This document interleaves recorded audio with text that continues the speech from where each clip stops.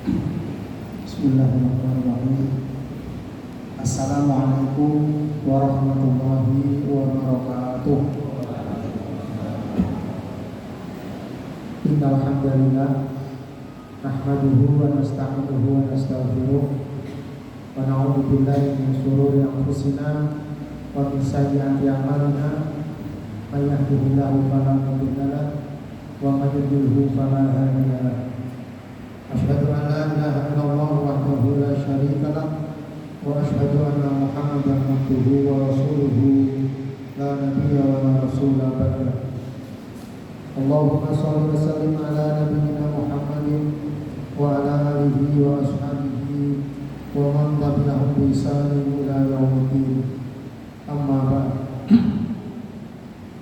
Ayyuhal hadirun, usikum wa nafsi bi taqwallah wa ta'atihi la'allakum turhamun.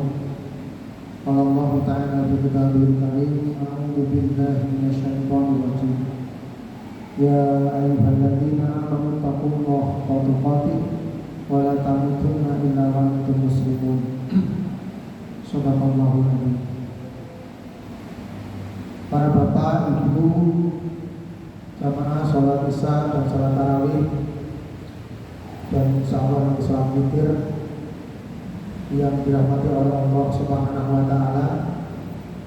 Marilah kita tidak henti-hentinya memperbanyak rasa syukur kepada Allah Subhanahu wa taala atas limpahan nikmat dan karunia-Nya, sehingga pada malam hari ini Allah masih meneguhkan diri kita, masih meneguhkan hati kita, masih memantapkan badan kita, dan segala yang Allah berikan sehingga mudah bagi kita duduk di sini di tempat yang penuh berkah, di Baitullah, di rumahnya Allah, untuk melaksanakan perintahnya,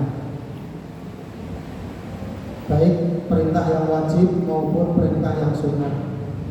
Sholat isya berjamaah, sholat tarawih, dan insyaallah nanti sholat witir, dan sudah kita penuhi selama bulan Ramadan ini.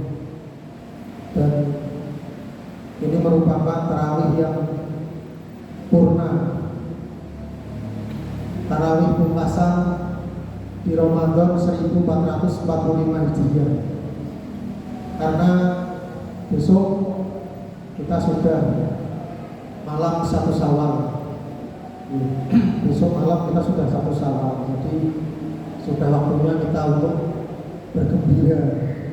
Sebagaimana Rasulullah mengatakan, orang yang berpuasa itu akan merasakan 2 kegembiraan. Pertama, gembira ketika berbuka, dan yang kedua, gembira ketika besok berjumpa dengan Allah Subhanahu wa taala. Dan besok malam mudah-mudahan Allah masih memberikan kesempatan kepada kita untuk bergembira mengisi 1 Syawal. Jamaah rahimakumullah. Yang kedua, sholawat dan salam senantiasa tercurahkan kepada Nabi Muhammad Sallallahu Alaihi Wasallam, yang kita ikuti sunnah-sunnahnya, karena sunnah Allah, sunnah Rasulullah itu tidak berdasarkan dari nafsunya. In huwa illa wahyuha. Apa yang beliau sampaikan, apa yang beliau kerjakan, dan apa yang beliau takdirkan, itu semua adalah petunjuk dari Allah Subhanahu wa taala, yang kita sangat-sangat dianjurkan untuk mengikutinya kalau ingin mendapatkan keselamatan. Jika ingin selamat, ikuti yang lain. Kalau tadi pagi ada quotes di WA cukup menggelitik. Kalau yang dilihat, kalau yang di bahasa Jawa ini yang dimimbu itu kekayaan, pangkat, kemudian jabatan, berarti itu bukan mencontoh Rasulullah. Yang dicontoh siapa? Ya monggo. Kalau kita mau mengumpulkan, kita mau memamerkan kekayaan, kita mau memamerkan jabatan, kita mau memamerkan kedudukan, apa Apakah kita mencontoh Fir'aun atau Korun? Nah, silakan, mari kita berpikir. Karena Rasulullah tidak mencontohkan pamer kekayaan, Rasulullah tidak memamerkan pamer kedudukan, dan Rasulullah tidak mencontohkan pamer jabatan. Nah, sekarang ini kan masanya mudik, itu kadang di desa kumpul keluarga besar saling mengunggulkan dirinya. Nah, nanti kita lihat siapa di antara keluarga kita yang hobinya bercerita tentang harta benda, tentang kedudukan, tentang pangkat jabatan. Ya monggo, bisa kita pikirkan. Kita mencontoh siapa hal seperti itu. Nah, jadi mari kita senantiasa berusaha untuk istiqomah mencontoh Rasulullah semata. Bapak Ibu jamaah rahimakumullah, pada kesempatan kali ini di tarawih yang pungkasan di bulan Ramadan tahun ini, mari kita mengingat pesan Rasulullah di dalam kitab Bulughul Maram hadis yang ke-16. Langsung saya bacakan artinya saja. Dari Qabisah bin Mukharib Al-Hilali, dia berkata Rasulullah SAW bersabda, sesungguhnya meminta-minta tidak halal kecuali bagi salah seorang dari 3 orang. Yang pertama, seorang laki-laki yang mengemban suatu beban tanggung jawab, maka ia boleh meminta-minta sampai dia mendapatkan hasil darinya, lalu dia menahan diri. Laki-laki yang kedua, laki-laki yang tertimpa bencana alam dan bencana tersebut merusak hartanya, maka ia boleh meminta-minta sampai ia mendapatkan harta kebutuhan hidupnya. Yang ketiga, laki-laki yang tertimpa kemiskinan sampai 3 orang dari orang-orang yang cerdas dari kaumnya berdiri mengumumkan, si fulan telah tertimpa kesusahan, maka diperbolehkan perbuatan meminta-minta sampai ia mendapatkan harta untuk kebutuhan hidupnya. Maka meminta-minta selain dari 3 orang tadi, wahai Qabisah, adalah perbuatan haram, di mana pelakunya memakan harta haram. Jadi riwayat Muslim. Jamaah rahimakumullah, dari wasiat Rasulullah ini mari kita menisbatkan pada diri kita. Kalau kita tertarik menginginkan harta yang bukan milik kita, apakah kita termasuk dalam 3 kelompok ini?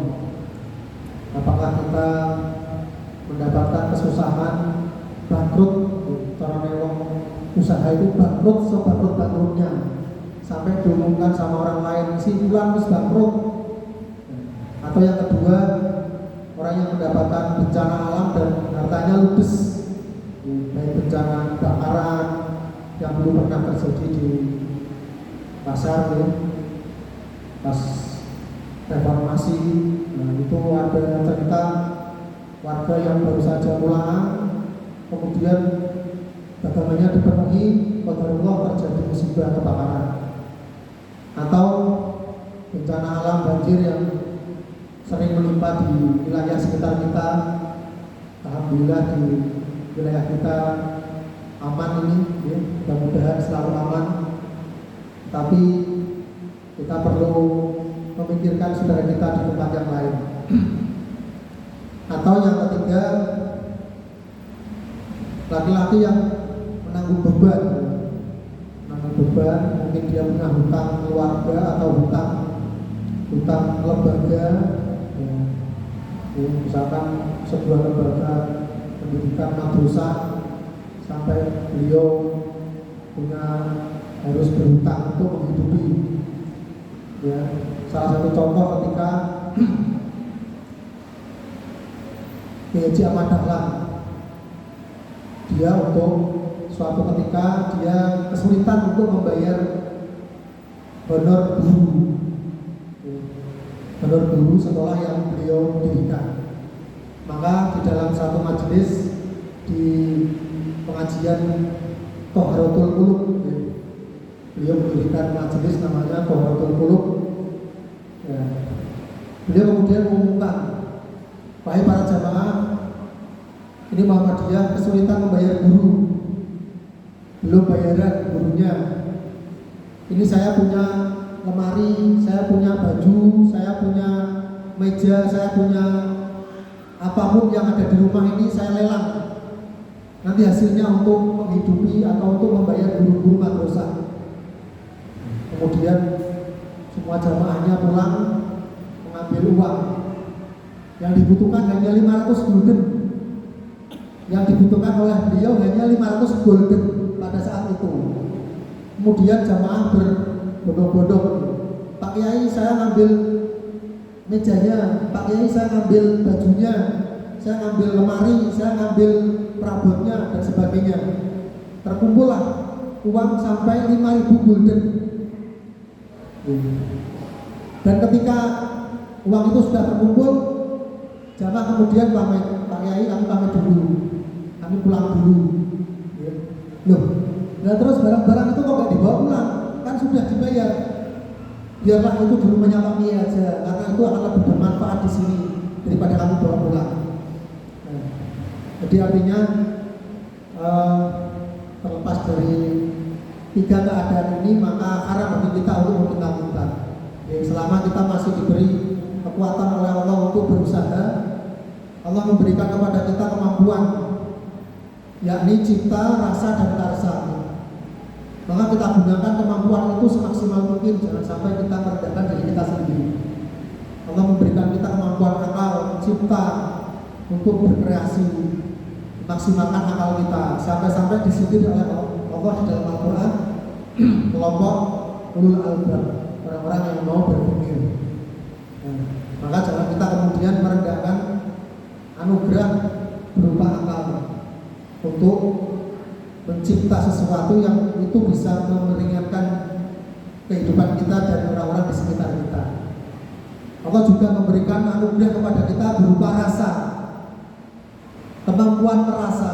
Jadi jangan egois, apalagi di bulan di akhir Ramadan seperti ini kita harus ingat-ingat. Jangan kemudian kita itu, mohon maaf ya, kita mementingkan sujud, tapi tetangga sekitar kita mungkin tidak bisa berhari raya dengan bahagia.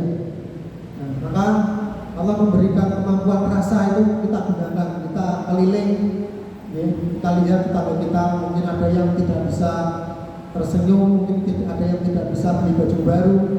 Nah, kita gunakan kemampuan rasa kita untuk membantu supaya mereka juga bisa merasakan kebahagiaan di hari yang bahagia. Kemudian Allah juga memberikan kemampuan kepada kita karsa. Karsa itu kemampuan, keinginan, kehendak. Kalau bahasa agamanya itu hawa nafsu. Tapi jangan sampai karsa yang Allah berikan kepada kita itu mengungguli rasa dan akal kita. Itu nanti kita akan disindir oleh Allah menjadi rendah, lebih rendah daripada hewan ternak.